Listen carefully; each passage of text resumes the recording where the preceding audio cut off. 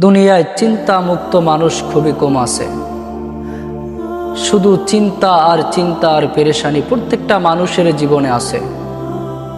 এখন যদি আপনি চিন্তা মুক্ত জীবন গঠন করতে চান, আপনি যদি অশান্তি মুক্ত জীবন গঠন করতে চান, তাহলে মালিকের কাছে বেশি বেশি করে দোয়া করতে হবে।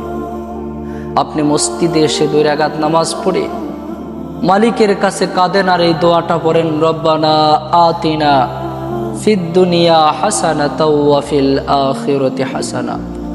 আপনি মালিকের কাছে এসে বলেন, হে আমার মালিক, আতিনা ফিদ দুনিয়া হাসানা, আমাদেরকে দুনিয়ার কল্যাণ দান করেন, ওয়া ফিল আখিরাতি হাসানা, এবং আখিরাতেরও কল্যাণ দান করেন, ওয়া কিনা আযাবান নার।